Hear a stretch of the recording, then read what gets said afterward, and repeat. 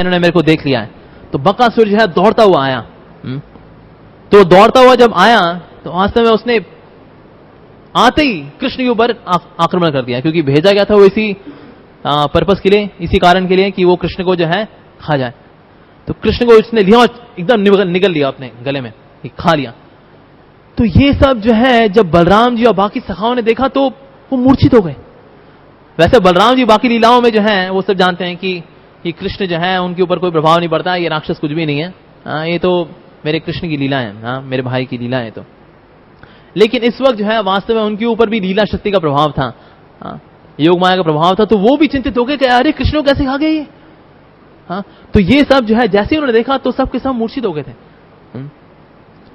तो लेकिन कृष्ण जब उसके गले में गए तो उसके गले में लगा मानो कुछ फंस गया, इतना गर्म लगा उसे कि उसने उगल दिया कृष्ण को, उगल दिया उसने। जब बाहर निकाला उसने कहा कि ये बहुत शक्तिशाली है, ये तो कोई लड़का ये साधारण नहीं है, जिसको मैंने चबा लिया उसको मैं बाहर आ गया, जो मेरे चबाने के बाद मेरे खाने के बाद, यानी वो तो कोई ये बहुत शक्तिशाली है, तो इसको पहले जो है कमजोर करना पड़ेगा चोंच मार मार के। तो उसने जो है चोंच मारना शुरू किया भगवान को कि यहां चोंच मारे वहां चोंच मारने का प्रयास कर रहा था, लेकिन मार नहीं पा रहा था वो। तो उसके बाद भगवान ने देखा कि जो है काफी समय हो गया इसके साथ खेल खेलते हुए, मामा जी के इस खिलौने के साथ। तो भगवान कृष्ण जो है उसकी वो दोनों जो चोंच होती हैं उनको पकड़ा और चीर फाड़ दिया, उसको पूरा खोल दिया उसे, और वो वहीं के वहीं वो उसकी मृत्यु हो गई। तो श्रीमद् भागवतम में जो है इस कथा की इस प्रकार से चर्चा आती है, लेकिन गर्ग संहिता में थोड़ा और डिटेल में बताया गया इस बारे में। ये जो युद्ध हुआ, जब ये बकासुर आया और इसने जब कृष्ण के ऊपर अटैक कर रहा था तो सारे देवी देवता गण थे, कहते हैं अरे इसकी हिम्मत कैसे होगी, भगवान कृष्ण अपनी लीलाएं करने आ रहे हैं और ये बकासुर ये कहां से आ गया। तो जितने भी देवी देवता थे वो सबके सब आ गए। तो वहां पर इंद्र भी आए। इंद्र ने जो है अपना जो थंडरबोल्ट है, जो उनका वज्र है, उसके ऊपर प्रहार किया, लेकिन इसके ऊपर कोई प्रभाव नहीं। ये अभी भी जो है इसने फिर जो है कृष्ण के ऊपर उसने आक्रमण करने का सोचा कि व्रज का तो मेरे ऊपर कोई प्रभाव नहीं पड़ेगा। उसके बाद ब्रह्मा जी आए। ब्रह्मा जी ने अपना ब्रह्मदंड होता है ना, वो उसके ऊपर मारा बहुत तेज है। जो ब्रह्मदंड जब उसको पढ़ा बकासुर को, तो वो जो है 48 मिनट के लिए वो बेहोश हो गया, लेकिन 48 मिनट के बाद फिर से होश में आ गया। सोचिए ब्रह्मदंड खाने के बाद भी जो है इतना सॉलिड डंडा होता है वो, लेकिन फिर भी जो है उसके ऊपर प्रभाव नहीं पड़ा, फिर से उठ गया वो, फिर से उसने अटैक किया। तो शिव जी ने जो है अपने त्रिशूल से उसके ऊपर हमला किया, तो त्रिशूल से जो है उसका एक पंख काट दिया। तो लेकिन उसके बाद भी जो है ये जो बकासुर था इतना शक्तिशाली था, इसके ऊपर प्रभाव नहीं पड़ा, ये उतना शक्ति के साथ फिर से लड़ने के लिए आ गया।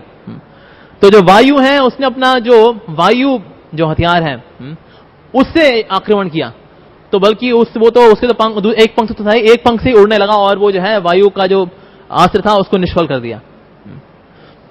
उसके बाद यमदंड, यमराज जिससे दंड देते हैं, वो जब उससे प्रहार किया यमदंड टूट गया, और लेकिन जो है बकासुर के ऊपर इसका फिर भी प्रभाव नहीं पड़ा। उसके बाद सूर्यदेव ने जो है 100 तीर इसके ऊपर भेज दिए कि इसको भेद दूंगा, अच्छे से चीर फाड़ देंगे मेरे 100 तीर इसको। लेकिन वो तीर गए, लग गए उसको, लेकिन फिर भी बकासुर के ऊपर प्रभाव नहीं पड़ा। और उसके बाद कुबेर ने क्या किया, अपनी तलवार से उसका दूसरा पंख भी काट दिया कि ये अब उड़ नहीं सकेगा। शिवजी ने तो अपने त्रिशूल से मारा था तो एक पंख कटा था इसका, अब मैं तलवार से इसका दूसरा पंख भी काट देता हूं। तो दूसरा पंख भी काट दिया, लेकिन फिर भी बकासुर जो था वो उसके बल में उसकी शक्ति में कोई कमी आई नहीं रही थी उसकी। फिर सोम ने जो है उसके ऊपर जो आइस वेपन, क्या बोलेंगे, ठंडी का वेपन जो है, ठंडी का हथियार, उसको जो है जमा देने के लिए एक हथियार भेजा।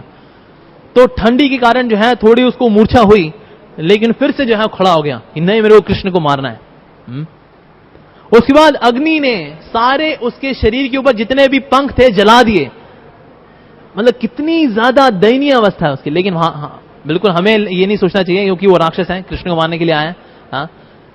लेकिन वैसे अगर किसी देखें कि किसी के ऊपर इतने प्रहार हो रहे हैं तो भक्त का हृदय थोड़ा पिघल जाता है, अरे बहुत हो गया, इतना क्यों मार रहे हो उसको।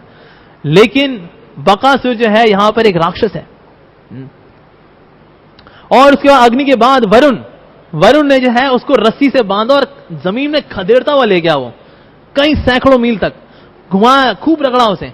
उसके बाद भी उसने रस्सी छिड़क दी उसने, बकासुर ने।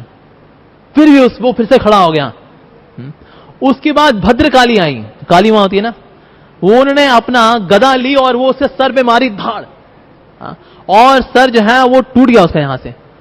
तो थोड़ा वो चकरा के फेंट होने लगा, लेकिन फिर से खड़ा हो गया। उसने कहा बस बहुत हो गया इन देवी देवताओं का। तो उसके बाद चिंघाड़ा, वो इतने जोर से चिल्लाया, ऐसे चिंघाड़ा वो कि सारे देवी देवता भाग गए, कहते बहुत हो गया भाई, ये ऐसे हमसे नहीं निपटेगा ये। फिर जो है उसने कृष्ण के ऊपर आक्रमण किया और कृष्ण को उसने निगला, और कृष्ण जो है, कृष्ण ने जो है अपने आप को इतना गर्म बना लिया कि जो है वो सहन नहीं कर पाया। उसने फिर कृष्ण को बाहर उगल दिया। फिर बाकी जो कथा है फिर वैसे चलती है। उसके बाद कि उसने फिर से चोंच से प्रहार किया, तो कृष्ण ने उसकी चोंच ली और फाड़ दी उसे। तो जैसे ही फाड़ा, तो जैसे ही तो ये सब जो है देख रहे थे गोपगण और जो बलराम जी और जितने और देवी देवता भी आए हुए थे, वो थे ना वहां पर। तो उन्होंने जो है वास्तव में उनके पुष्पों की वर्षा की कि आखिरकार ये जो बकासुर था, जिसको मारना हम लोगों के लिए असंभव था, it was impossible for us to kill this demon, तो जो है अंततः भगवान ने इसको मार दिया। तो सबको जो है बड़ी संतुष्टि का अनुभव हुआ। तो बकासुर आपने देखा कि जो है ये कितना ज्यादा जो है शक्तिशाली था। गर्ग संहिता में बताया जाता है कि पिछले जन्म में ये सुहोत्र नाम के एक गंधर्व का पुत्र था।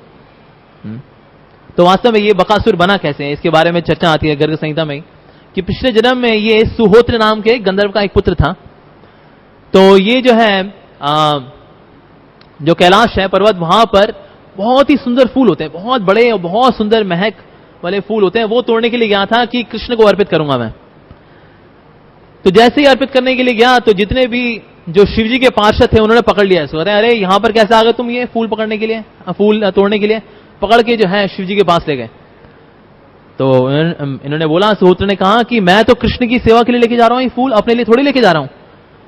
क्या देखो तुम्हारा, शिवजी ने कहा कि तुम्हारा जो मंशा थी तो बिल्कुल, वो तो बिल्कुल सही थी, ठीक थी, लेकिन क्योंकि मैंने पार्वती को वचन दिया हुआ है कि इस जगह से जो भी फूल तोड़ेगा मैं उसे श्राप देके मैं उसे राक्षस बनाऊंगा।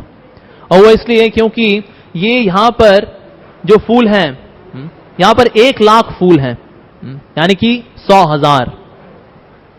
श्री श्री राधा रास बिहारी ललिता विशाखा देवी की जय, श्री श्री गौरताय की जय, श्री श्री सीताराम लक्ष्मण हनुमान जी की जय। तो शिव जी ने कहा यहां पर 100,000 फूल ही थे। तो रोज है 1000 फूल जो है पार्वती भगवान श्री कृष्ण को चढ़ाती हैं। तो इसीलिए यहां पर 1,00,000 फूल ही थे, यानी कि 100 दिन के लिए रोज का 1000 फूल, तो 100,000 यानी कि 1,00,000 फूल थे यहां पर। तुमने जो है इससे कुछ तोड़ लिए, अब जो है कम हो गए ना थोड़े से। तो इसीलिए मैंने उन्हें वचन दिया था कि कोई तोड़ता हुआ नजर आएगा तो मैं श्राप दूंगा।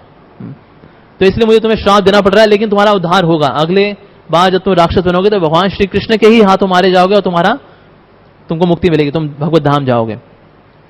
तो इस प्रकार से जो है जब श्राप मिला था सुहोत्र को, तो अगले जन्म में ये बकासुर बना था। तो बकासुर को आपने देखा कि कितनी कठिनाई से जो है देवी देवताओं ने कितना संघर्ष किया इसको मारने के लिए, लेकिन वो इसको मार ही नहीं पा रहे थे। तो जैसे कि हमने शुरुआत में चर्चा की थी कि वास्तव में बकासुर जो है ये कपट, ये दंभ का प्रतीक है। तो वास्तव में ये यही चीज बताती है यहां पर कि वास्तव में ये दंभ, ये जो कपट है, ये कितना ज्यादा गहरा है। इसको जो है खत्म करना एक साधक के लिए बहुत बहुत कठिन है।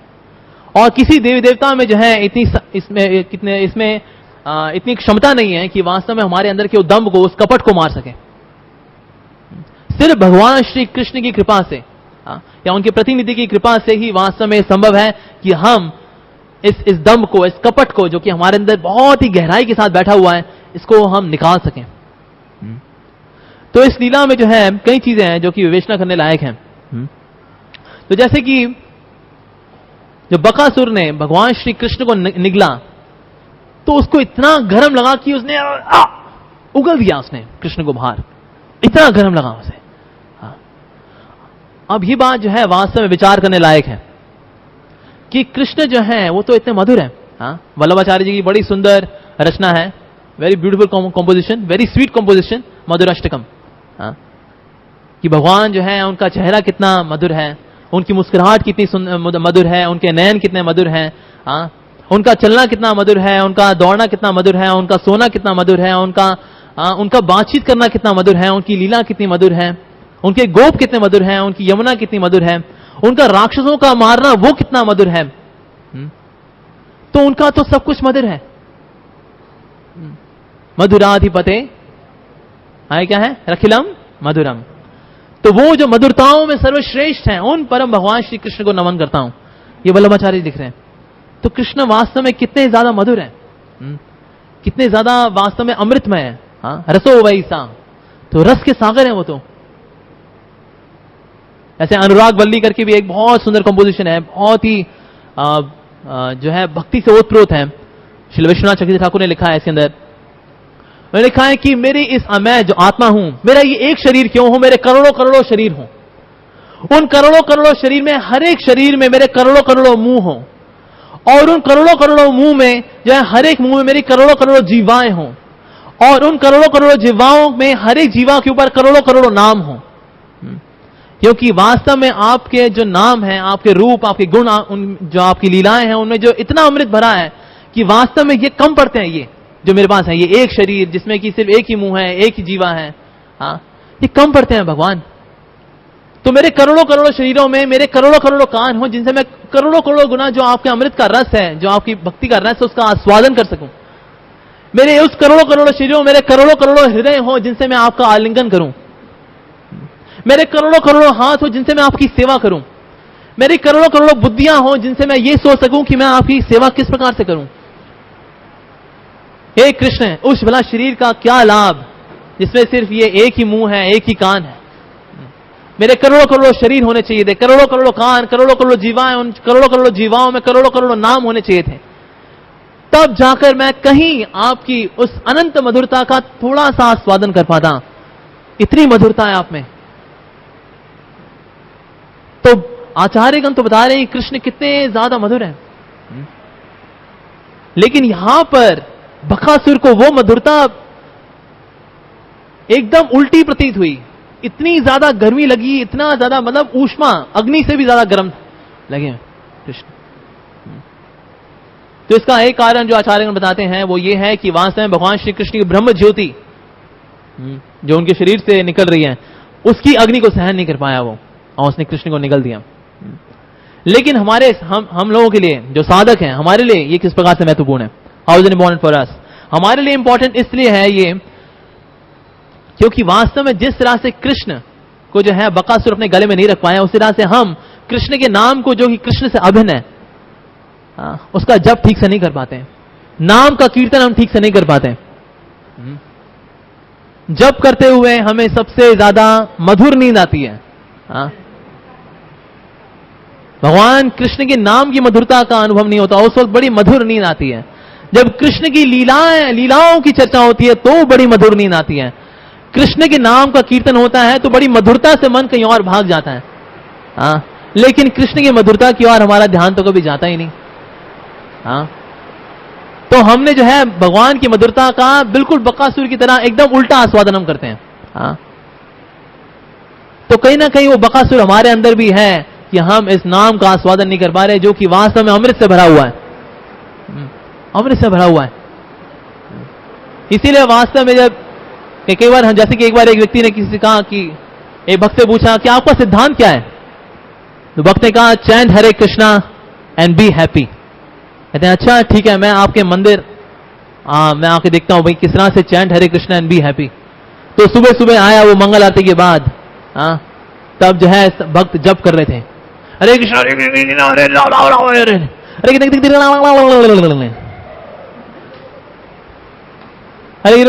राम राम हरे राम राम राम राम हरे। बाहर की माला जल्दी ज्यादा तेज चल रही होती है। सुलह हो गई, हाँ इसको कहीं कबड़ में छुपा दो, दिन में इसकी शक्ल नहीं देखूंगा अब। तो वो बकासुर हमारे अंदर जो है वो कृष्ण के नाम का आस्वादन हमें नहीं करने देता।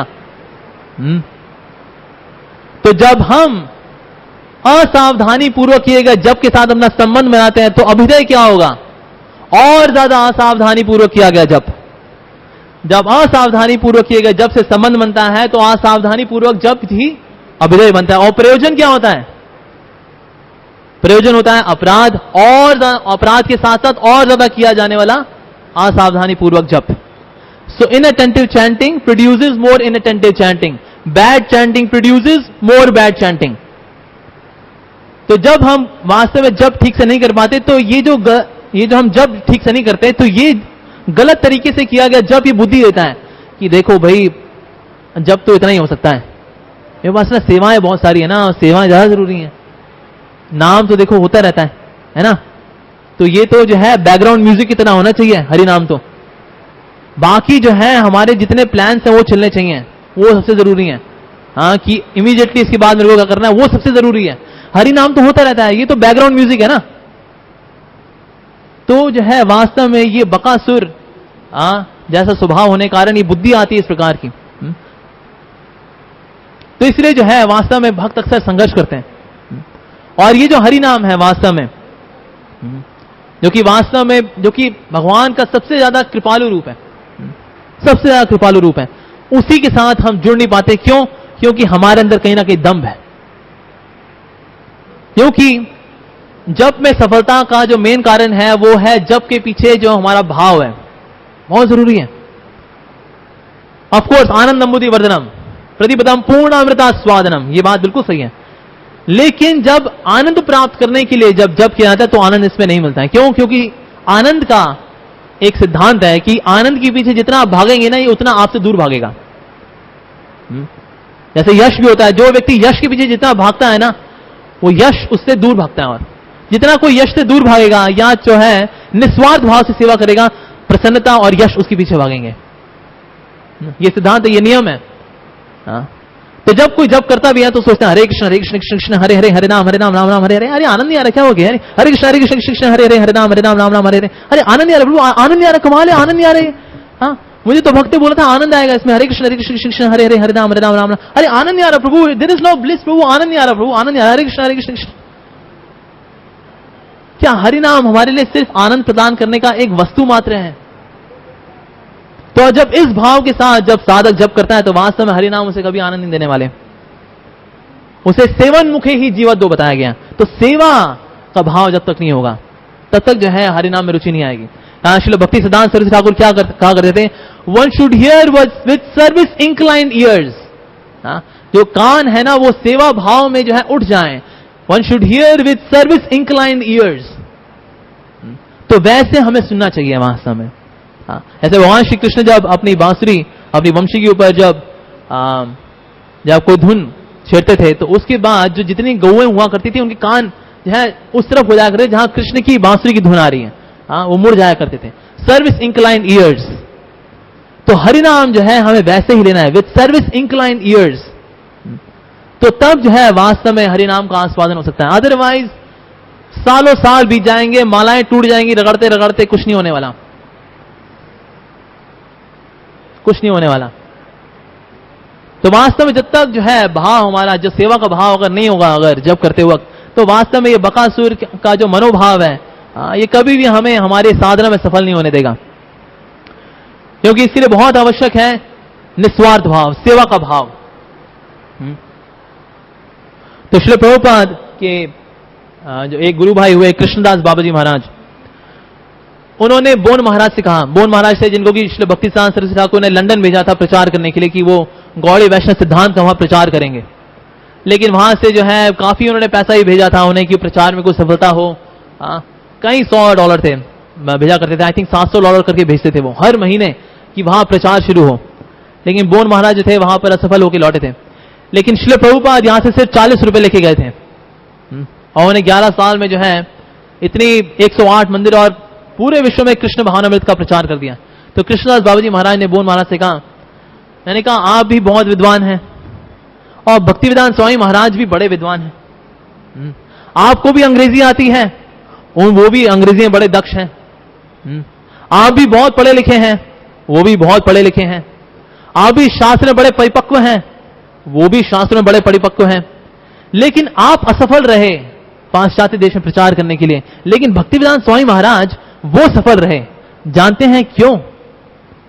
सिर्फ एक कारण कि उनका हरिनाम में दृढ़ विश्वास था।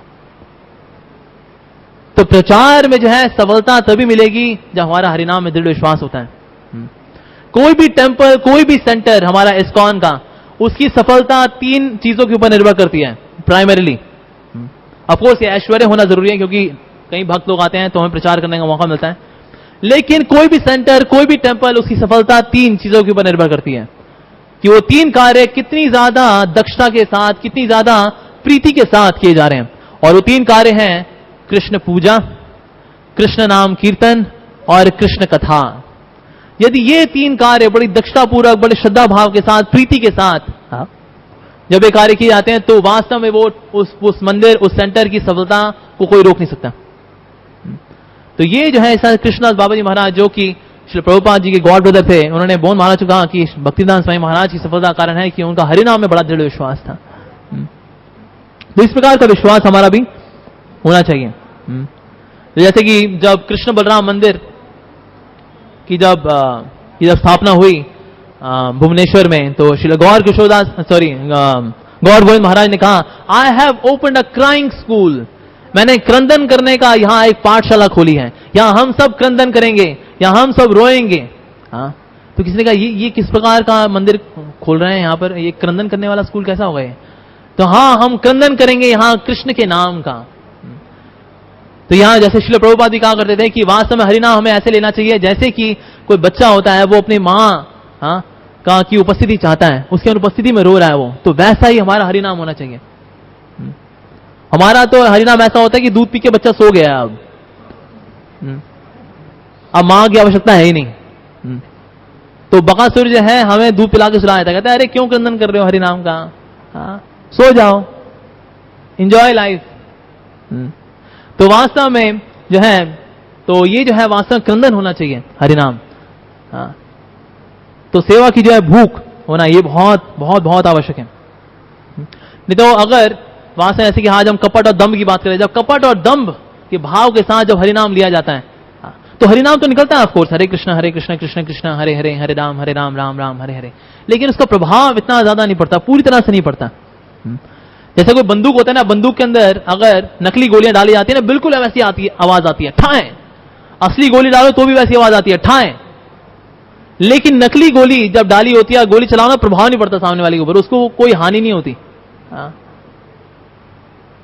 तो फर्क क्या होता है, दोनों में सेम आवाज आ रही है ठाएं, दोनों में सेम आवाज, लेकिन एक जो है जो नकली गोली होती है उसका कोई प्रभाव नहीं पड़ता, लेकिन जो असली गोली पड़ती है तो व्यक्ति मर जाता है या घायल हो जाता है। तो इसी प्रकार से जब दम्भ के साथ जब हरिनाम लिया जाता है, जब दम्भ, ये कपट भाव जब होता है, जब सिंसेरिटी की कमी होती है, गंभीरता की कमी होती है, जब हमारे भक्ति या कृष्ण प्रेम के अलावा कुछ और मोटिव्स होते हैं हरिनाम लेने के पीछे, तो हरिनाम तो बिल्कुल वैसे ही नजर आएगा, हरे कृष्ण कृष्ण कृष्ण हरे हरे, हरे राम राम राम हरे हरे, लेकिन उसका प्रभाव इससे नहीं पड़ता। तो बाहर से भले ही दोनों सेम दिखें, लेकिन वास्तव में अंदर जो भाव है वो बहुत आवश्यक है कि हरिनाम के प्रति सेवा का भाव होना बहुत बहुत आवश्यक है। इसलिए श्रील प्रभुपाद ने 2 चीजें कही, just chant Hare Krishna and be happy. तो लेकिन वास्तव में हमें ये बात समझनी होगी कि जब तक जो है हम हरिनाम के प्रति अपना जो भाव है उसको ठीक नहीं करते, तो हरिनाम की पूरी कृपा नहीं मिलेगी। अगर हरिनाम ठीक से ना लिया जाए तो भी कृपा करता है, इतना कृपालु है, लेकिन हमें पूरी कृपा चाहिए, क्योंकि अब हम सिर्फ सुकृतियां इकट्ठी करते हुए अपना मनुष्य जीवन नहीं बिता सकते। अगर कोई ध्यान पूर्वक जप नहीं कर पाता तो भी हरिनाम उसे सुकृति देता है, इतना ज्यादा दयालु है हरिनाम। लेकिन प्रयास कर रहा है वो, तो पूरी तरह से नहीं कर पा रहा तो भी सुकृति मिलेगी उसे। तो लेकिन हमें जो है सुकृतियां इकट्ठे करने का समय हमारे पास है नहीं, क्योंकि मनुष्य योनि बड़ी छोटी है कलयुग में। अब यहां 60,000 साल है तो है नहीं हमारे पास सतयुग की तरह, है ना। और जिस तरह से मेट्रोपॉलिटन सिटी में हाल है, उस तरह से हमारे पास 20-25 साल से ज्यादा नहीं है। उसमें ऑफकोर्स सोना, खाना, पीना, नहाना, धोना, और बहुत सारी चीजें करनी है उसके अंदर। उसमें जो है कृष्ण प्रेम साधना, तो 60,000 साल पहले लोग वैकुंठ लोक जाने के लिए करते थे, और हमारे पास सिर्फ 20-25 साल है गोलोक वृंदावन जाने के लिए, व्रज भक्ति के लिए। तो बहुत ये मतलब कि अगर कोई गणना देखे तो वास्तव में इम्पॉसिबल लगेगा। तो हमारा उत्साह भी उसी हिसाब से हमें बढ़ाना होगा। तो जैसे कि एक बार श्रील प्रभुपाद के एक शिष्य ने कहा, श्रील प्रभुपाद जब मैं जप करता हूं ना, तो मेरे को जो है लाल रंग की बत्ती मेरे मन में जल जाती है, यहाँ पे ना लाल रंग यहाँ जल जाती है। तो वो एक्सपेक्ट कर रहा था प्रभुपाद जी बोलेंगे अरे तो बड़ी अच्छी बात है, अभी है ना लाल बत्ती जल रही है, थोड़े समय बाद ये हरी हो जाएगी, फिर ये नीली हो जाती है, और फिर जो है ये गोल्डन बन जाती है, फिर बल्ब जल जाता है, फिर वो ही जो है जप की सफलता है। वो कुछ ऐसा एक्सपेक्ट कर रहा था प्रभुपाद जी कुछ बोलेंगे। तो उसने बोला श्रील प्रभुपाद जब मैं जप करता हूँ ना, मेरे मन में यहाँ पे ना लाल रंग की ना बत्ती जल जाती है। प्रभुपाद जी ने कहा जप करते रहो, वो चली जाएगी। तो वास्तव में ये बात हमें समझनी है। तो तो इस प्रकार से कभी कभी हम अपने मनोधर्म लगा देते हैं हरिनाम के ऊपर, लेकिन जो है हरिनाम बहुत बहुत ऊंचा है। तो इसके लिए हमें क्रंदन करना होगा, भीख मांगनी होगी। वास्तव में देखा जाए ना, कलयुग में साधना सिद्ध होना ऑलमोस्ट नामुमकिन है। यहां कृपा सिद्धि हो सकते हैं यहां तो हम लोग, क्योंकि शरीर में आलस भरा है, मन में आलस भरा है, हमेशा थके थके रहते हैं। तो क्या क्या जाएंगे गोलोक वृंदावन, क्या कृष्ण प्रेम साधेंगे? तो वास्तव में हमें हमारा जब जो हरिनाम होना चाहिए वो कृपा की याचना ही होनी चाहिए कि भगवान मेरे बस का है नहीं कुछ, मेरे बस का कुछ है नहीं, तो आप कृपा कर देंगे ना तो मेरा कुछ हो जाएगा। तो जो है इस क्रंदन, इस याचना के साथ हमें हरिनाम लेना चाहिए, इसलिए बड़ा ध्यानपूर्वक लेना चाहिए। So chanting of Hare Krishna is not the solution. Attentive chanting of Hare Krishna is the solution. कलयुग में बड़ा छोटा समय, बहुत थोड़ा समय है हमारे पास। तो जैसे हमने देखा, तो ये हरिनाम जो है तो बड़ा कठिन था उसके लिए, बकासुर के लिए। तो बकासुर जो है वो हमको वास्तव में हरिनाम के साथ जुड़ने नहीं देता, तो इस बकासुर का मरना बहुत आवश्यक है। श्री भक्ति साहब महाराज ने एक लेटर में लिखा अपने डिसाइपल को, we should get rid of this अनर्थास as soon as possible so that we can serve Krishna purely. बहुत आवश्यक है हमारे लिए कि हम अनर्थों से जल्दी मुक्त हों ताकि हम कृष्ण की शुद्ध भक्ति कर सकें। तो वहां से बड़ा गंभीर होना चाहिए इसलिए भक्त को। किसी प्रकार का दंभ और कपट ये बहुत बहुत हानिकारक है, क्योंकि श्री चैतन्य महाप्रभु जो है वो महापतित पावन है, महापतित पावन है। श्री प्रभुपाद ने कहा था, China would be the country who would get the mercy of Lord Chaitanya at last, but they would be the first to get delivered. क्यों? क्योंकि वो लोग बहुत बहुत पतित हैं, चंडाल योनि है, लेकिन बहुत पतित, लेकिन चैतन्य महाप्रभु की कृपा उन्हें मिलेगी क्योंकि वो बहुत पतित है। इसलिए जो महाप्रभु हैं वो महापतित पावन है, हम महापतित, वो महापतित पावन, तो परफेक्ट कॉम्बिनेशन एकदम। लेकिन महाप्रभु इतने से भी कपट पावन नहीं है, उन्हें कपट बिल्कुल भी पसंद नहीं है। अगर कोई जो है संघर्ष करते हुए कोई आगे नहीं बढ़ पा रहा तो महाप्रभु से ले लेंगे, खींच लेंगे ऊपर। लेकिन कोई दंभ के कारण, कोई कपट के कारण आगे नहीं बढ़ता तो महाप्रभु से अपनी कृपा नहीं देंगे। और ये उन्होंने दिखाया मुकुंद के साथ, जो उन्होंने लीला की। जो मुकुंद जाया करते थे मायावादियों के साथ, निर्विशेषवादियों के साथ बैठते थे और भक्तों के साथ भक्तों जैसे व्यवहार करते थे, तो ये दंभ था। तो महाप्रभु को पसंद नहीं आया। महाप्रभु ने कहा कि मैं उसे अपनी कृपा नहीं दूंगा। तो जब सभी भक्तों ने जब याचना की तो महाप्रभु ने कहा उसे मेरी कृपा मिलेगी 100 करोड़ जन्मों के बाद। तो मुकुंद नाचने लगे, हाँ 100 करोड़ जन्म के बाद मुझे महाप्रभु की कृपा मिलेगी, 100 करोड़ जन्मों के बाद मुझे महाप्रभु की कृपा मिलेगी। तो जब ये सिंसेरिटी जब उन्होंने देखी मुकुंद की, तो महाप्रभु ने उन्हें अपनी कृपा दी। या छोटा हरिदास ठाकुर के साथ हम देखते हैं। तो कपट पावन नहीं है महाप्रभु, वो महापतित पावन है, लेकिन इतने से भी कपट पावन नहीं है महाप्रभु। इसलिए कपट को हमें छोड़ना होगा, उसे निकालना होगा। जो कि हृदय में जो है, जिसकी जड़ें बहुत गहरी है हमारे हृदय में, निकालना होगा इसको। तो ये जो है हमें कभी भी जो है भक्ति में सिंसियर नहीं होने देता। तो सिंसियरिटी हमें लानी होगी। भक्ति साहब महाराज उपाख्यान उपदेश में दंभ के ऊपर एक बड़ी इंटरेस्टिंग स्टोरी बताते हैं कि एक जो है एक पंडित था जिसको कि एक लैंडलॉर्ड ने हायर किया था, एक जमींदार ने हायर किया था। तो लैंडलॉर्ड क्या करता था, रोज कुछ बादाम का भोग लगाता था। तो वो रोज बादाम ला के देता था, जो पुजारी है पुजारी से कहता था भाई जाके जो है शालिग्राम शिला को भोग लगा दो। कहता हाँ जी बिल्कुल जी, जैसा आप कहें जी। जाता था, अंदर जाता था, वो दरवाजा बंद करता था, मंत्र को उच्चारण करता था, लेकिन शालिग्राम शिला से ही वो बादाम तोड़ के खाता था अंदर। तो जो है ऐसा काफी समय चलता रहा। तो लेकिन एक दिन जमींदार को जो है शक हुआ कि एक बार देखूं तो सही कैसे भोग लगाता है। तो जो है उन्होंने पीछे ही खिड़की से छुप के जब देखा तो देखा कि शालिग्राम शिला जिनको भोग लगाना है उसी शालिग्राम शिला से ये बादाम तोड़ के खुद खाता है वास्तव में। तो इसी प्रकार से जिस व्यक्ति में दम्भ होता है तो वो कृष्ण भावना का या भक्ति की जो सुविधाएं हैं उनका प्रयोग करता है अपने स्वार्थ को पूरा करने के लिए, अपने स्वार्थ को पूरा करने के लिए। तो उसको दंभ कहते हैं वास्तव में। और ये माया की जो है बहुत ही गहरा षड्यंत्र है ये। जैसे कि एक बार एक व्यक्ति था, उसने बहुत बड़ा बंगलो खरीदा यहाँ जुहू पे। तो जुहू के आप सामने जो था एक पार्क था। तो पार्क था तो वहां पर कुछ बच्चे आके क्रिकेट खेलते थे। उसको बिल्कुल पसंद नहीं था कि यहां पर बच्चे आके क्रिकेट खेलें। तो लेकिन उनको कुछ बोल नहीं सकता था क्योंकि वो पब्लिक पार्क है, मना कैसे करें। तो उसने उसके लिए जो है एक खेल खेला। उसने जाके बोला कि देखो बच्चों, जब तुम यहां क्रिकेट खेलते हो ना मुझे इतना अच्छा लगता है, इतना अच्छा लगता है कि मैं बता नहीं सकता। मैं बच्चों में बहुत क्रिकेट खेलता था, अब तो बड़ा मैं बिजनेस में बिजी हो गया ना, इसलिए अब मैं ना क्रिकेट नहीं खेल पाता। लेकिन तुम लोग खेलते हो ना, मुझे इतना अच्छा लगता है, इसलिए मैंने सोचा है कि रोज तुम लोगों को, हर एक व्यक्ति को 50-50 रुपए दिया करूंगा मैं। इतना अच्छा, इतना बढ़िया काम करते तुम लोग क्रिकेट खेल के यहाँ पे। तो ठीक है, बच्चों ने कहा बहुत बढ़िया है, क्रिकेट भी खेलते हैं, 50 रुपए भी बहुत बढ़िया है। तो है और क्या चाहिए हम। तो जो है उसने रोज 50 रुपए देने शुरू किए। तो 2-3 दिन के बाद जो है उसने कहा देखो ना, ये बिजनेस ना मेरा थोड़ा ठीक नहीं चल रहा, तो ये ना मैं 25 रुपए दे पाऊंगा अब। बच्चों ने कहा ठीक है, कोई नहीं, 25 रुपए सही। 25 रुपए मिल रहे हैं, ठीक है, क्रिकेट भी खेल रहे हैं साथ में, 25 रुपए मिल रहे हैं। थोड़े समय बाद जो है उसने कहा बिजनेस ना मेरा बहुत खराब जा रहा है, तो ना मैं 10 रुपए दे पाऊंगा अब मैं। कहा ठीक है, अब चलो अब 10 रुपए में काम चला लेंगे हम। हाँ, बच्चे फिर भी जो है क्रिकेट खेलते रहे। कुछ समय उसने कहा देखो अभी ना मेरा बिजनेस ना ठप हो रहा है, तो मैं 2 रुपए दे पाऊंगा अब। कहते हैं अरे भाई साहब, भिखारी समझा हम लोगों को, है 2 रुपए दोगे क्रिकेट खेलने के लिए? और छोड़ यार, खेलना ही नहीं, आप दूसरे पार्क में चलते हैं। और छोड़ दिया उन्होंने और दूसरे पार्क में चले गए। और यही वो चाहता था वास्तव में। तो जो दम्भी व्यक्ति होता है, माया उसके साथ यही खेल खेलती है। उसको ऐश्वर्य देगी, धन धनाट्य, पावर, पोजीशन, सुख सुविधाएं, सब कुछ देगी उसे। उसके बाद जब धीरे धीरे जब लेगी ना, हाँ, तो वास्तव में कभी कभी व्यक्ति जो है कृष्ण भावना को छोड़ देता है। और यही तो माया चाहती है। अल्टीमेटली हम लोग, जो भक्त है वो किससे आया था? साधना करने के लिए, क्रिकेट खेलने के लिए जैसे बच्चे आए थे।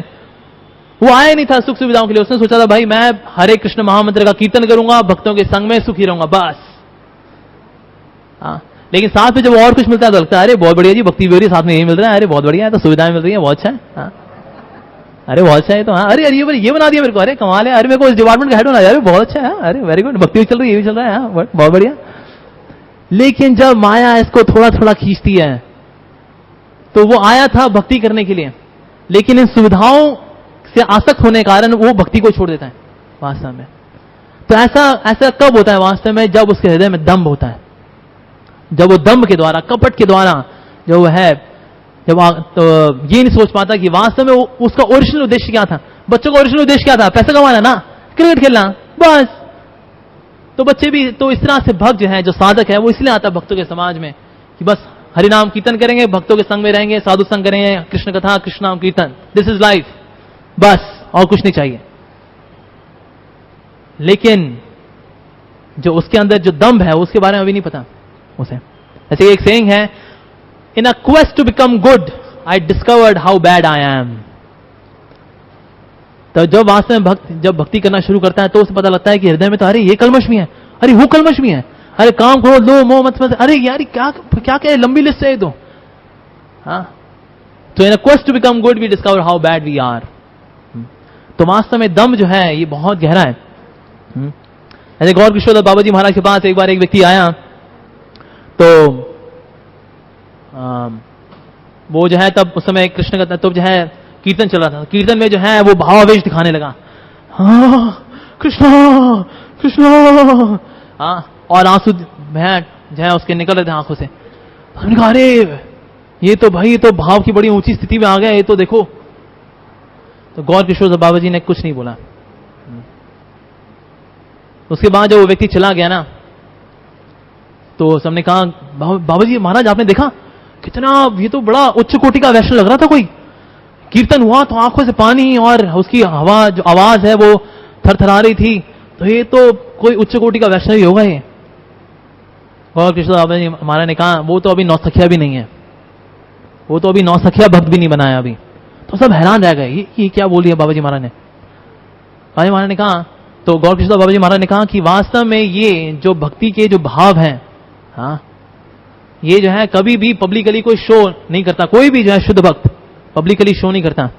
जिस प्रकार से जो कोई पवित्र स्त्री होती है वो अपने जो गोपनीय अंगों को हमेशा ढके रहती है, सर जो है ढकेगी, अपना जो शरीर है अच्छे से ढके रहती है, वो कभी भी जो है समाज में अपने अंगों का प्रदर्शन नहीं करती, विशेष रूप से अपने गोपनीय अंगों का कभी प्रदर्शन नहीं करती। जो पवित्र स्त्री है, जो कि जिसमें पवित्रता है, शुद्धता है उसमें, उसी तरह से जो वास्तव में भगवान का शुद्ध भक्त है, उनकी उसके जो ये गोपनीय भाव है वो कभी भी जो है पब्लिक में नहीं दिखाता इस तरह से, ताकि जो है यश अर्जन कर लूं, दिखाऊं कि देखो मैं कितना ऊंचा भक्त हूं मैं। तो वास्तव में ये भक्ति का भाव नहीं है, ये कपट का भाव है, ये कपट का भाव है। ऐसे गौर कृष्णदास बाबा जी महाराज का एक और शिष्य था, उन्होंने कहा बाबा जी महाराज मेरे को ना संस्कृत सीखने के लिए जाना है। तो बाबा जी महाराज ने कहा हाँ तुम संस्कृत सीखना चाहते हो ना, तुम इसलिए संस्कृत सीखना चाहते हो ताकि तुम जो है भागवतम के ऊपर बहुत ही संस्कृत में बड़ी ही अलंकारिक जो उसके ऊपर टिप्पणियां वो दे सको, फिर सब तुम्हारे लिए जो है तालियां बजाएं और तुमको जो है दक्षिणा दें, तुम्हारे सब शिष्य बने, इसलिए सीखना चाहते हो ना तुम संस्कृत। और वास्तव में शिष्य का यही मंशा थी कि आगे जाके जो है वो इस तरह से दिखाएगा, देखो मैं भागवतम में हम कितने निपुण हैं। तो जो है जब उसने ये सुना तो उसने कहा कि नहीं नहीं अरे ऐसा कुछ नहीं है बाबा जी महाराज, अरे नहीं नहीं मैं तो बस ऐसी भागवतम सीखने के लिए जो है मैं संस्कृत सीखने के लिए जा रहा था। तो बाबा जी महाराज ने कुछ नहीं कहा उसे, बाबा जी महाराज चले गए वहां से, गौर कृष्णदास बाबा जी महाराज। तो वास्तव में जो है उसने संस्कृत सीखना शुरू कर दिया उसने, लेकिन क्योंकि जो गुरु की आज्ञा थी उसका पालन उसने किया नहीं, तो बाद में जो है ये सबको फिर पता लगा कि भले ही वो गौर कृष्णदास बाबा जी महाराज का शिष्य था, लेकिन गुरु की आज्ञा की अवज्ञा करने के कारण उसके साथ ऐसा हुआ कि उसका जो है अवैध कार्यों में लग गया वो।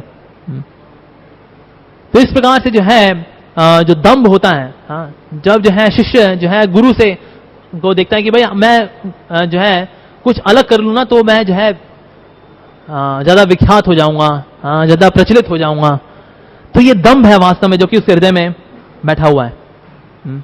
जैसे कि एक बार एक शिष्य जब अपने गुरु से मिलने के लिए गया, कई बार लोग जाते हैं ना, अरे महाराज जी आपके दर्शन करने के लिए आए थे, गुरु महाराज जी आपके दर्शन करने के लिए आए थे। तो गुरु ने कहा यू आर इन माया, तुम माया में हो। नहीं गुरु महाराज मैं माया में नहीं हूं। गुरु ने कहा तुम माया में हो, तुम 4 नियम का पालन नहीं कर रहे ना, तुम नियम तोड़ रहे हो ना। नहीं गुरु महाराज। लेकिन गुरु के सामने जो है उसने कहा कि अब गुरु को लगता पता लग गया है, किसी ने लगता बता दिया होगा इन्हें, यहाँ पता नहीं किस तरह से पता लग गया इन्हें। उसने कहा हाँ गुरु महाराज एक नियम टूट रहा है, बाकी नियम करता हूं मैं, एक नियम टूट रहा है बस। तो उसका वास्तव में इलिसिट सेक्स का जो था उसका नियम टूट रहा था। तो कहते हैं महाराज जी एक नियम है वो ना जो नो गैम्बलिंग वाला है ना वो टूट जाता है बस, वो लॉटरी की पुरानी आदत थी ना इसलिए, वैसे बाकी तो सब सही चल रहा है। गुरु ने कहा कितना दंभ भरा है तुम्हारे अंदर, आहार निद्रा भय मैथुन। तो वास्तव में इनको पार करना इसी सीक्वेंस में होता है। जब आहार जो है, आहार ही किसी को बहुत ज्यादा इच्छा है लेकिन बहुत नींद आ रही है उसे, आहार निद्रा ऊपर है तो कहेगा बाद में खा लूंगा, मेरे को बड़ी नींद आ रही है। लेकिन किसी को बड़ी निद्रा भी आ रही हो, लेकिन अगर वो भयावह सिचुएशन में है अगर वो, तो निद्रा और भूख दोनों मर जाएंगे उसके, है ना, क्योंकि भय ऊपर है और उसकी ओर मैथुन अमचा। तो वास्तव में जो है गुरु ने देख लिया था वास्तव में इलिसिट सेक्स नाम का जो रेगुलेटरी प्रिंसिपल है ये उसका पालन नहीं कर पा रहा है, लेकिन उसके अंदर दंभ था। तो गुरु ने कहा तुम जानते हो माया में इसलिए नहीं हो कि तुम नियम तोड़ रहे हो, तुम जो है माया में इसलिए हो क्योंकि तुम्हारा जो संबंध है गुरु के साथ वो कपट से भरा हुआ है, तो तुम इसलिए माया में हो। तो जो व्यक्ति वास्तव में गुरु से झूठ बोल सकता है वो संसार का कोई भी बुरा काम कर सकता है। तो ये समझाया उसे। तो वास्तव में ये दंभ है, इसलिए कहीं भी, क्योंकि अब गुरु से जो चीज नहीं जुड़ने दे रही हमें वो दंभ है वास्तव हमारा। ये भगवान की जो है कृपा का रूप है जो गुरु है, इसे कहते हैं his divine grace, his divine grace. Srila Prabhupada यहां कृष्ण कृपा मूर्ति, कृष्ण की कृपा की मूर्ति है गुरुजन। तो कृपा के साथ ही जुड़ने में जो है ये अवरोध उत्पन्न करने वाला है ये कपट वास्तव में। भक्तिविनोद ठाकुर कहते हैं ऐसे कि नाके तिला गले कंठी वाला आई तो कलीर चेला। इसने गले में देखो कंठी वाला भी पहनी है, इसने नाक में तिलक भी लगाया है इसने, लेकिन हृदय से ये तो कलयुग का चेला है। ये अपने गुरु का चेला नहीं बना, ये तो कलयुग का चेला है। यही तो कलीर चेला, ये तो कली का चेला है। तो क्यों कली का चेला है? क्योंकि दंभ भरा है उसके अंदर, अभी कपट भरा है उसके अंदर। कई बार शिष्य भी होते हैं वो गुरु के पास जाते भी हैं, जय गुरुदेव, ओ जय गुरुदेव, दंड प्रणाम गुरुदेव, जय जय जय जय। लेकिन जब गुरु से जब दूर होते हैं तो वास्तव में वो नियम भी तोड़ते हैं, माला तो घसीटा मार माला होती है। लेकिन गुरु कहा गया अरे महाराज जी बस आपकी कृपा से सब सही चल रहा है, आप महान हैं, बस आपके दास हैं। लेकिन वास्तव में वो भाव हृदय से नहीं होता, उससे जुबान से होता है, क्योंकि उसमें कपट भरा है उसके अंदर। हाँ, या फिर कोई जो है जब सोचता है कि अरे दीक्षा ले लेते हैं, अरे क्या हो गया, अरे इतने सारे लोगों ने दीक्षा लिया, हम भी गंगी जो बहती गंगा है उसमें हाथ धो लेते हैं, अरे हमारा नाम भी लिख दो जी दीक्षा में, अरे उसमें क्या हो गया, हम भी बैठ जाएंगे दीक्षा में। हाँ, तो ये कपट है वास्तव में, गुरु के साथ जुड़ने में भी कपट। तो इसलिए जो है बड़ा सजग रहना चाहिए जो गुरु के साथ, और विशेष रूप से उनके ऊपर ही बड़ा जिम्मेदारी होती है जो कि गुरु के साथ जोड़ते हैं। हाँ, उनके कंधे भी बहुत बड़ी जिम्मेदारी है कि सिर्फ जो है अपना ग्रुप बड़ा करने के लिए जो है भेड़ बकरी की तरह सबकी दीक्षा नहीं होनी चाहिए। हाँ, दीक्षा जो है बड़ा गंभीर विषय है कि वहां से जब शिष्य कहता है कि इस व्यक्ति के लिए मैं जी सकता हूं, इसी व्यक्ति के लिए मैं मर सकता हूं, जब इस प्रकार की कन्विक्शन होती है उसमें, तो वहां से वो दीक्षा के लिए तैयार है। तो सिर्फ जो है अपना ग्रुप बड़ा करने के लिए, या फिर कोई चाहे जी हम भी जी बहती नदी में हाथ धो लेते हैं, हम भी दीक्षा ले लेते हैं जी, हैं, diksha is not just about throwing a banana in the fire sacrifice. केले फेंकने से जो है अग्नि में दीक्षा नहीं होती। दीक्षा का मतलब है संबंध होना गुरु के साथ। लेकिन दंभ होता है तो संबंध के ऊपर ध्यान नहीं देता शिष्य, क्योंकि उसके कुछ और मोटिव्स हैं, अभी उसने वो कुछ और सोच के आया है, भक्तों के समाज में भक्ति करने के लिए नहीं आया, कुछ और उसका मंशा है अभी। तो इस प्रकार का जो दंभी शिष्य होते हैं, हाँ, उनकी भी जो है उनकी कई कैटेगरीज हैं। जैसे कि कुछ जो दंभी शिष्य होते हैं, जो कपटी शिष्य होते हैं, एक होते हैं जो कि वास्तव में मक्खी की तरह होते हैं, बहुत भिनभिनाते हैं, जैसे होती है ना एक फूल से दूसरे फूल पे जाती है, हाँ, मक्खी, लेकिन ना वो एक फूल पे फोकस नहीं रहती। वो उसी तरह से गुरु के द्वारा जो आदेश आते हैं ना, तो ऐसे शिष्य ना कभी भी गुरु के आदेश के ऊपर ध्यान लगा ही नहीं पाता। अरे वो बोल दिया, अरे मुंह से निकल गया गलती से बातचीत करते हुए। वो महाराज जी ना बहुत, हमारे गुरु जी है ना, उनको बातचीत करने बड़ा शौक है, वो बोल दिया उन्होंने वैसी। तो कभी भी जो है ऐसा कपटी शिष्य वो कभी गुरु के आगे पालन नहीं कर पाता। दूसरी प्रकार का कपटी शिष्य कैसा होता है, वो तीर के समान होता है। हाँ, वो क्या करता है, वहां से बताता है, अरे देखिए गुरु महाराज जी आपको पता नहीं है, देखिए आपको प्रैक्टिकल नॉलेज नहीं है, आपको किताबी ज्ञान है, हमको पता है ज्यादा। ये गुरु महाराज मैं आपसे ज्यादा जानता हूं, आपको जो है पूर्ण ज्ञान नहीं है, मेरे को पूर्ण ज्ञान है, मैं बताता हूं आपको क्या सही है। देखो इसको ना महाराज जी, इसको ना ऐसे करना चाहिए, गुरु जी हाँ इसको ना ऐसे करना चाहिए, आप इस बात को नहीं समझते हैं, मैं बता रहा हूं, इस प्रकार करेंगे तो ये देखना ये प्रोजेक्ट ऐसे फलेगा फूलेगा। गुरु कह रहे नहीं बेटा ऐसे करोगे ना, ये जो है प्रभुपाद जी की सोसाइटी के लिए बड़ा अच्छा है, इससे जो है ऐसा करेंगे अच्छा रहेगा। महाराज जी मैं जानता हूं, मैं बेटर जानता हूं आपसे, ऐसा करना चाहिए। तो ऐसा व्यक्ति जो है वास्तव में तीर के समान होता है, जो कि गुरु के हृदय में जो है कष्ट पहुंचाता है। तीसरी प्रकार का दंभी होता है जो कि वास्तव में समझता है गुरु ने बोला ना, तो उनकी वाणी में इतनी शक्ति नहीं है, कोई और चीज है जो कि जिससे शक्ति मिलेगी। गुरु ने कहा भाई वहां जाके प्रचार करो, तो ये शिष्य पहुंच जाएगा ज्योतिष के पास, यानी मेरे तो ये जन्म कुंडली मेरी बताइए कि मैं प्रचार करने जाऊं, गुरु की आगे दी है, तो शुभ समय कौन सा है। हाँ, क्योंकि उसको ये विश्वास नहीं है कि गुरु ने जो बोला है तो उनकी वाणी में उनके आदेश के साथ वो शक्ति भी है, तो ये उसको अभी विश्वास नहीं है। तो इस प्रकार का व्यक्ति ये जो है तीसरी प्रकार का शिष्य है, दंभी शिष्य। चौथी प्रकार का होता है जो कि खंबे की तरह होता है, उसको जो है गुरु आदेश सुनाता है वो सुनता रहता है, सुनता रहेगा वो, नहीं कुछ करेगा नहीं। खंबे को अगर जो है कुछ सुनाते रहो, हाँ अफकोर्स यहाँ खंबे की बात हो रही है कि यहाँ खंबे भी जो है बलराम जी का एक्सपेंशन है, लेकिन वैसे अगर खंबे की बात करें, हाँ तो खंबा जो है क्या होता है, वो खड़ा रहता है, वो उसको आप प्रवचन सुना लो वो वहीं का वहीं खड़ा रहेगा एज इट इज। तो ऐसा दंभी शिष्य होता है, वो भी यहाँ खड़ा रहता है, वो सुनता रहता है, हाँ अरे बड़ी अच्छी बात बोली, अरे जय गुरु महाराज, अरे बहुत अच्छा बहुत अच्छा, अरे हाँ, नहीं कुछ करता नहीं है वो। और एक होता है जो कि वास्तव में दोष निकालता है, गुरु की हर बात को काटता है, वास्तव में उसमें दोष ही देखता है, पता नहीं ये क्यों दे दिया वाला आदेश। अब भाई अब समय बदल रहा है, अब मेट्रोपॉलिटन सिटी में कुछ और हाल चाल है, पता ही नहीं इनको है। तो गुरु की वाणी में दोष देखता है वो, ये पांचवी तरह का है दंभी शिष्य। और पांचवी और सबसे आखिर में होता है जो कि किसी और को दे देता है, गुरु ने बोला कि बेटा तुम जो है देखो शिष्य तुम जो है जाके ना ये सेवा करो, अरे हाँ जी बिल्कुल जी, जैसी आ गया जैसी आ गया जी जैसी आ गया, और जाएगा बोलेगा अरे प्रभु आप बड़े अच्छी सेवा करते हो, पता नहीं मेरे को कुछ सेवा दे दी है बोली, आप बड़े एक्सपर्ट हो इस सेवा में, आप ना ये वाली सेवा कर लो, अरे महाराज जी ने बोला भाई करनी है। हाँ? तो जो है, जो गुरु ने आज्ञा दी है, जो सेवाएं दी है, उनको क्या करता है, डेलीगेट कर देता है किसी और को। हाँ? जो कि वो खुद कर सकता है, हालांकि खुद ना कर सके तो डेलीगेट करे तो बात और है, किसी और को दे, लेकिन किसी और को देता है कि भैया छुटकारा मिले भाई, ये कौन करेगा ये सब, मेरे पास अपने बहुत सारे काम है भाई। तो ये जो है दम्भी शिष्य का हाल होता है। तो भक्तिनाथ ठाकुर जो डेफिनेशन देते हैं कि हु इज अ वैष्णव, तो भक्तिनाथ ठाकुर कहते हैं the one who is free from duplicity and who relishes the eternal pastimes of Krishna, he is a Vaishnava. तो पहली क्वालिफिकेशन बताई that he is free from duplicity, वो दम्भ और कपट से मुक्त है वो, तो वो वास्तव में शिष्य है। हाँ? तो दम्भ से निकलना इसलिए भक्तों के लिए बहुत बहुत आवश्यक है।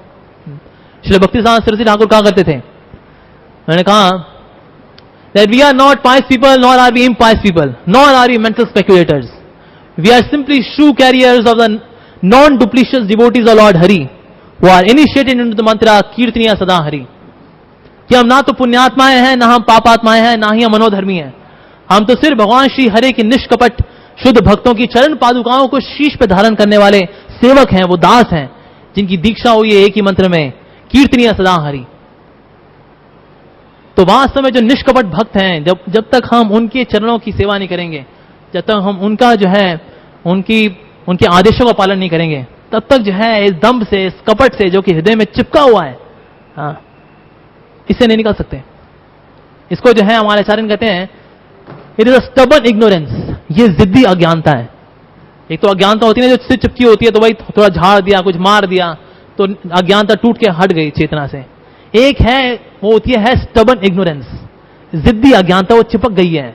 हाँ, तो ये दम्भ और कपट की जो ये अज्ञानता है, ये जो है चेतना में चिपट गई है, बहुत से चिपक गई है ये। हाँ, लेकिन इसको निकालना होगा हमें वैष्णवों की सेवा करके, वैष्णव के प्रति प्रेम भाव रखें। यदि भक्तों के समाज में एक भी ऐसा वैष्णव है जिसको देख के हम प्रसन्न नहीं होते, तो ऐसे व्यक्ति की कभी भी नाम में रुचि नहीं आ सकती। अगर एक भी ऐसा व्यक्ति है जिसको देख के होंगे अरे यार इसका मुंह के देख लिया मैंने, एक भी ऐसा भक्त है अगर भक्तों के समाज में जिसको देख के जो है हमारा मन कड़वा होता है, तो हरि नाम में रुचि नहीं आएगी कभी ऐसे व्यक्ति की, और चाहे वो किसी भी वजह से हो। कोई सोचे अरे ये तो नॉर्थ इंडियन वैष्णव है, हम तो साउथ इंडियन वैष्णव, अरे ये तो पढ़े लिखे वैष्णव नहीं, हम पढ़े लिखे वैष्णव, अरे ये तो अंग्रेज वैष्णव है, हम हिंदुस्तानी वैष्णव, हाँ, अरे ये तो उस गुरु के शिष्य वाले वैष्णव है, ये हमारे वाले थोड़ी है। हाँ, तो वास्तव में इस व्यक्ति की अभी दृष्टि ही विकसित नहीं हुई कि वो वैष्णव को देख सके। तो क्योंकि उसकी दृष्टि ही विकसित नहीं हुई कि वो वैष्णव को देख सके, तो वैष्णवों की कृपा भी नहीं ले पाता इससे वो। तो वास्तव में भक्तों के समाज में एक भी ऐसा वैष्णव नहीं होना चाहिए जिसको देख के हमारे मन में खट्टास आए। हाँ, ऐसे बाबा एक भक्त मुझे कह रहा था, कहता प्रभु मैं उसको देखता ना, हाँ, उससे तो मेरा 36 का आंकड़ा है। भक्तों के साथ 36 का आंकड़ा रखा हमने, कमाल हो गया। हाँ, तो ये भक्त ही है वास्तव में, इनकी कृपा से तो हम भक्ति कर पा रहे हैं भाई। अपने दम पे हम भक्ति करने वाले हैं कुछ 2 घंटा तो हमसे बैठा नहीं जाता। हाँ, कि हम जब कर रहे हैं, क्या तपस्या है, हाँ, क्या शुद्धता, क्या पवित्रता, कुछ नहीं। जैसे कृष्णदास कविराज गोस्वामी कहते हैं मुझसे चला नहीं जा रहा, मैं सिर्फ इस छड़ी के दम पे ही चल पा रहा हूं। यह छड़ी है वैष्णव की कृपा, नहीं तो मेरा सारा शरीर शिथिल है, मैं चल नहीं सकता। लेकिन ये जो छड़ी है वैष्णव की कृपा की छड़ी, मैं सिर्फ इसके ही दम पर, इसी के बलबूते पे मैं चल पा रहा हूं। तो वास्तव में कृष्णदास कविराज गोस्वामी हमें बता रहे हैं कि ये वैष्णव समाज, इसमें एक एक वैष्णव की कृपा मेरे लिए महत्वपूर्ण है कृष्ण भक्ति में एक कदम भी आगे बढ़ने के लिए, नहीं तो मैं 1 इंच भी आगे नहीं बढ़ सकता। इसलिए सरलता का जो है हमें प्रयास करना पड़ेगा, उसका अभ्यास हमें करना पड़ेगा। और सरलता का बहुत ही अच्छा एग्जाम्पल जो है प्रहलाद महाराज है। हिरण्यकशिपु ने पूछा कि क्या तुम्हारे भगवान सब और हैं, और प्रहलाद महाराज ने कहा हाँ सब और हैं। अब वो ऐसा नहीं बोल रहे कि भाई कोई फिलोसॉफिकली आंसर कर रहे हैं, एक्चुअली प्रहलाद महाराज भगवान को सब और देख रहे थे। तो पता नहीं मेरे पिताजी ऐसे सवाल क्यों पूछ रहे हैं, सब और तो है। हाँ? वो कुछ ऐसा ही, कोई पूछे क्या तुम्हारे बगल में खंबा है, हाँ अरे क्या खंबा है, तो सही, ये तो ना खंबा है। हाँ? तो उसी प्रकार से प्रहलाद महाराज कह रहे पता नहीं क्यों मजाक कर रहे हैं, क्या हो गया इनको, है पूछ रहे हैं क्या तुम्हारे भगवान सब और हैं, हाँ सब और तो है। तो ये क्या है? सरलता है वास्तव में, सरलता ही वैष्णवता। तो कपट क्या करता है? हमारी चेतना को ना बड़ा कॉम्प्लिकेटेड बना देता है, और जितना ज्यादा जिसकी चेतना कॉम्प्लिकेटेड है ना, उसका भक्ति में बढ़ना उतना ही कठिन है, बहुत कठिन है। उसके लिए बड़ा संघर्ष करना पड़ेगा, उसे बहुत संघर्ष करना पड़ेगा। तो वास्तव में सरलता लाएं, सरलता लानी है हमें अपने जीवन में। जितने ज्यादा सरल विचार होंगे, सरल हृदय होगा, सरल जो है हमारे मनोभाव होंगे, उतना हमारे लिए आसान है भक्ति के पथ में आगे बढ़ना। और उसके लिए हमें वही करना है जो कि भक्ति सिद्धांत महाराज ने कहा, that we have to become true carriers of the non-duplicitous devotees of Lord Hari, who are initiated into the mantra कीर्तनिया सदा हरि। तो निष्कपट भक्तों की जो चरण पादुकाओं को शीश पे धारण करना है हमें। तो जब तक हम भक्तों के समाज में विनम्रता पूर्वक नहीं रहेंगे, आपस में एकजुट होकर नहीं रहेंगे, तो वास्तव में हम कभी नहीं आगे बढ़ सकते, कभी भी आगे नहीं बढ़ सकते। और माया जानती है कि अगर ये लोग एक साथ रहे तो ये मेरा बैंड बजा देंगे। कलयुग भी जानता है अगर ये सब भक्त एक साथ रहे तो ये लोग मेरी ऐसी की तैसी कर देंगे, क्योंकि ये लोग गौड़ीय वैष्णव हैं।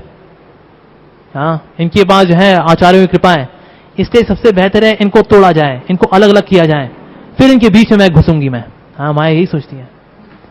जिस तरह से मटके में जो दरार होती है ना, पानी उसी से रिसता है, तो पानी देखता है दरार यहां यहीं से रिसना है, तो माया भी जो है वो देख रही है कि दरार जो है डालनी पड़ेगी, उस दरार से अंदर घुसूंगी मैं।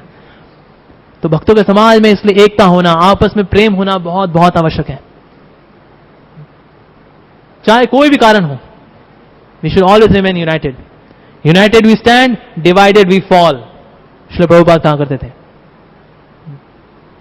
सो that's why we should all remain united and fight with this duplicity. ये जो बकासुर हमारे अंदर जो बैठा हुआ है, जो कितना शक्तिशाली है कि किसी प्रकार के दंड से मरता नहीं, चाहे वो शिव जी का त्रिशूल हो, चाहे वो दंड हो, ब्रह्म दंड हो, हाँ, या यम दंड हो, प्रभाव नहीं है इसके ऊपर। तो इस कपट से निकलना बहुत बहुत आवश्यक है।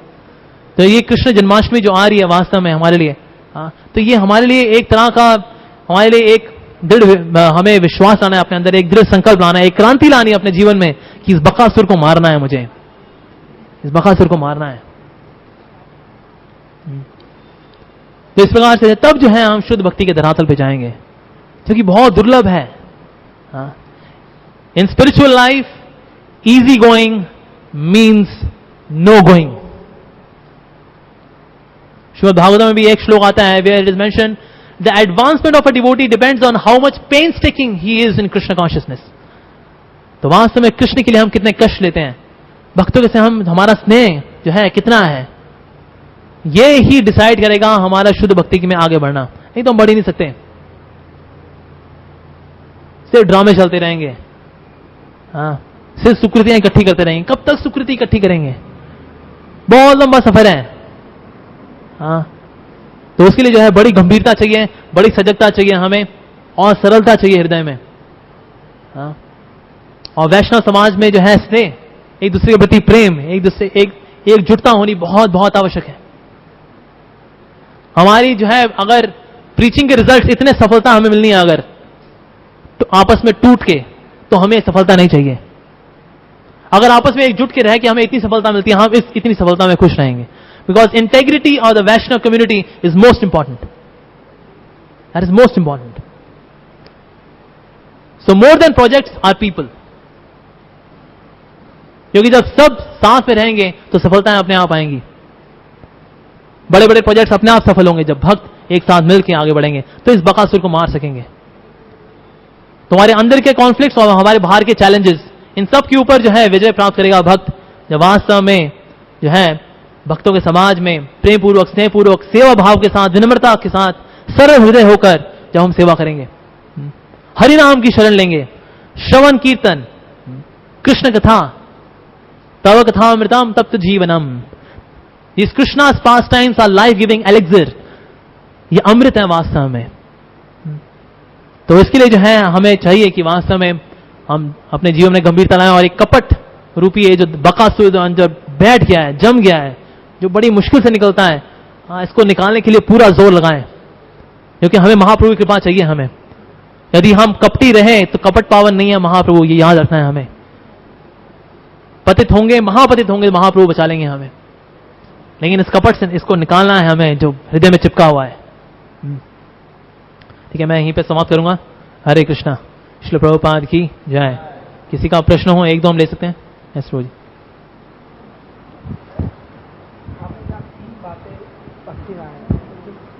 प्रभुपाद जी ने एक शायद रामेश्वर को लेटर लिखा था, उसमें कहते कि पुस्तक वितरण ये हमारी सोसाइटी का बोन है, रीढ़ की हड्डी है। और यदि सुविध अच्छे ढंग से चलता रहता, मंदिर के हर कार्यक्रम बहुत अच्छे ढंग से चलते। बिल्कुल। तो मैं आपकी गलती नहीं निकाल रहा, लेकिन एक ऐड कर रहा हूँ, क्षमा कीजिए। नहीं, हरे कृष्ण। तो प्रभु जी ने बड़ा अच्छा यहाँ एक पॉइंट रखा है कि श्री प्रभुपाद ने कहा कि यदि ये बुक डिस्ट्रीब्यूशन होता ना, तो हमारे जो है मंदिर के सारे कार्यकलाप होते रहेंगे। प्रभुपाद जी एक बार वृंदावन टेम्पल के बाहर निकल रहे, तो एक भक्त था, वो बुक डिस्ट्रीब्यूशन के लिए जा रहा था। तो श्री प्रभुपाद ने कहा, ये तुम क्या करने जा रहे हो? उसने कहा, श्री प्रभुपाद मैं बुक डिस्ट्रीब्यूट करने जा रहा हूं। प्रभुपाद जी ने उसमें एक बुक निकाली, हाँ, science of self realization. Prabhupada ji ने कहा, इसके अंदर क्या लिखा है? प्रभुपाद मुझको पता नहीं। प्रभुपाद ने कहा, ये पुस्तकें वितरित करने के लिए हैं, बिल्कुल हैं, लेकिन सबसे महत्वपूर्ण है कि भक्त पढ़े इन्हें। अगर भक्त पढ़ेंगे नहीं, सिर्फ डिस्ट्रीब्यूट करने जाएंगे, हाँ, तो भला क्या प्रभाव पड़ेगा? कुछ नहीं। प्रभुपाद जी का एक और कोट है, श्री प्रभुपाद कहते हैं, if devotees are chanting Hare Krishna nicely, then our men will be strong. When they will be strong, they can distribute our books profusely. ये प्रभुपाद जी का एक कोट है। तो यदि कोई सेल्समैन भी होता है, उसकी सफलता तभी होती है जो जानता है उसका प्रोडक्ट कितना बढ़िया है। तो बताएगा ना, देखिए जी हम मिक्सर ग्राइंडर लेके आए हैं, इसके अंदर ये फीचर है, इसके अंदर 10 प्रकार के ब्लेड देते हैं, 1 साल की वारंटी है इसके साथ, हाँ, तो जानता उस फीचर के बारे में। तो इसलिए हम जो बुक डिस्ट्रीब्यूशन के लिए जाएं, लेकिन बुक डिस्ट्रीब्यूशन करने के लिए शक्ति कहां से आएगी? It is not salesmanship, it is not salesmanship. एक बार जो है भक्तों ने बहुत ही अच्छे तरीके से बुक्स को सजाया था कि बड़ी बुक्स निकलेंगी, कोई बुक नहीं निकली। प्रभुपाद जी ने कहा, the books are not distributed because how elaborately they are being show to people. My books are distributed by enthusiasm of my devotees. No, ये एंथुजियाज्म कहां से आता है बुक डिस्ट्रीब्यूशन का? यह आता हमारी साधना से, हमारी साधना से आता है। कोई सोचे मैं डकार लेने मेरे को, लेकिन आंख कुछ खाए ना वो, हाँ, तो मैं चाहता हूं अल्फांसो मैंगो का डकार आए मेरे को, लेकिन अल्फांसो मैंगो खाऊंगा नहीं मैं, डकार आएगा उसको अल्फांसो मैंगो का। उसी प्रकार से बुक डिस्ट्रीब्यूशन की सफलता भी इसी में निर्भर करती है कि हम प्रभुपाद जी की जो ग्रंथ है वो कितने अच्छे से पढ़ते हैं। तो प्रभुपाद जी ने बुक्स लिखी हैं, of course, but they are primarily for devotees. जब भक्त पढ़ेंगे तो उन्हें डिस्ट्रीब्यूट करेंगे, तो उन्हें बताएंगे कि आप भी पढ़ो, हम भी पढ़ते हैं। ऐसे एक भक्त था, वो डिस्ट्रीब्यूट करने के लिए जा रहा था, प्रभुपाद से बोलता है, Prabhupada what I want to do is to distribute these books throughout my life. मैं बस चाहता हूं कि जीवन भर मैं इन पुस्तकों का वितरण करूं। प्रभुपाद जी ने कहा, but you should also desire to go back home, back to Godhead. तुम्हें यह भी इच्छा होनी चाहिए कि तुम जो है भगवत धाम वापस जाओ। तो सेवाएं हमारे लिए इंपॉर्टेंट है, सबसे ज्यादा इंपॉर्टेंट है, लेकिन सेवा करने का भाव किससे आएगा? साधना से आएगा। इसलिए प्रभुपाद जी ने प्रायोरिटी की सीक्वेंस दिया है। प्रभुपाद जी ने कहा, मोस्ट इंपॉर्टेंट हेल्थ, हेल्थ के बाद साधना, साधना के बाद सेवा, या प्रचार की जो सेवा, बुक डिस्ट्रीब्यूशन, वट एवर जो हम सेवा कर रहे हैं। पर सबसे इंपॉर्टेंट जो है वो जो सेवा से इंपॉर्टेंट बताया श्री प्रभुपाद ने, साधना वास्तव में। और साधना में ही आता है कि हम हरिनाम को ठीक से लें, है ना, भक्तों के साथ जो है स्नेहपूर्वक संबंध बनाएं। तो जब when this will be healthy Krishna consciousness, then there will be so much distribution of books. Prabhupada ji के टाइम में 50 लाख बुक्स डिस्ट्रीब्यूट होती थी। आज हम लोग 10 लाख 12 लाख करते हैं, हाँ, प्रभुपाद जी के टाइम में 50 लाख क्यों होती थी? There was concentrated Krishna consciousness. भक्त जो थे हमेशा नगर कीर्तन, हमेशा chanting Hare Krishna, full fledged Krishna consciousness. तो अगर कृष्ण भावना भावित ही नहीं अगर हम होंगे तो क्या बुक डिस्ट्रीब्यूशन करेंगे? क्योंकि वास्तव में ये बुक डिस्ट्रीब्यूटर की पवित्रता है जो व्यक्ति को सामने पिघला देती है। कोई सेल्समैनशिप तो है नहीं। ओ, they have such a nice book, they're in English, that's so wonderful, they've been taught me in various universities, please take it sir। इससे बुक होगी क्या? Skills are important, but more important than skills is the consciousness of the book distributor. तो of course Prabhupada ji ने कहा हमारे सारे कार्य चलेंगे मंदिर के, कार्य के मंदिर यानी कि बाकी सेवा अच्छे से चलेंगे, क्योंकि क्या होगा, लोग भक्ति बनेंगे, लक्ष्मी भी आएगी, इस तरह मंदिर के कार्य चलेंगे। लेकिन मंदिर के कार्य सिर्फ लक्ष्मी से नहीं चलते हैं। ऑफकोर्स प्रभुपाद ने बोला that Lakshmi is the blood of ISKCON, कि भाई जो सारे कार्य चलेंगे वो जो लक्ष्मी से चलेंगे। लेकिन जो खून भी अगर दौड़ता है ना शरीर में, तो पंप होता है ना हृदय, पंप, अगर हृदय ना हो तो क्या दौड़ेगा खून, है ना। So the heart in the body is very important. उसी तरह से वास्तव में जब तक हमारा कृष्ण भक्ति में हमारा हृदय नहीं धड़केगा, तो वास्तव में जो है सफलताएं जो है वो इतनी महत्वपूर्ण नहीं रहेंगी, है ना। क्योंकि हम लोग ऑफकोर्स वी आर मिशनरी, लेकिन मिशनरी हम लोग तभी सफल होंगे जब मिशनरी लोग जिंदा रहेंगे ना। अगर हम खुद ही भक्ति में मर गए, हाँ, ढीले ढाले हो गए, टूट फूट गए, चितर बितर हो गए, क्या प्रचार करेंगे हम। So first of all we have to take the sadhana alphonso mango, then there will be book distribution, that is the belching, profuse book distribution. तो हमारा बुक डिस्ट्रीब्यूशन है ना, होता है सेल्समैनशिप के कारण नहीं, हमारा बुक डिस्ट्रीब्यूशन होता है भक्तों की साधना के कारण, उनकी शुद्धता के कारण, उनकी पवित्रता के कारण। इससे के बाद जो बहुत प्योर डिवोटीज होते हैं वो सिंपली बस जाके बोलते हैं, हाँ, हरे कृष्णा आप प्लीज ये बुक ले लीजिए, ये आपके लिए बड़ी कल्याणकारी रहेगी। और उस भक्त की पवित्रता जो है छूती है उस व्यक्ति के को, और वो बुक लेता है। So in terms of preaching, yes, book distribution, no doubt about this, लेकिन उसको करने की शक्ति, क्षमता जो है वक्त में आती है साधना से। तो प्रीचिंग एस्पेक्ट में yes, book distribution is more important, लेकिन उसको करने की क्षमता जो है वो साधना से ही आएगी, उसको करने का दम। ये हॉर्लिक्स खा के नहीं आता है दम कि हम जी आप बुक डिस्ट्रीब्यूशन करें, Glucon D P low book distribute करेंगे। इसका दम आएगा पवित्रता से, और पवित्रता आती है हमारी साधना से, कितना ध्यान पूर्वक हम जप करते हैं। Is very very important. और किसी को कोई सवाल हो? Time up, okay. Shri Prabhupada की जय, श्री कृष्ण जन्माष्टमी महामहोत्सव की जय, राय गोप प्रेमानंदे, हरि हरि बोल।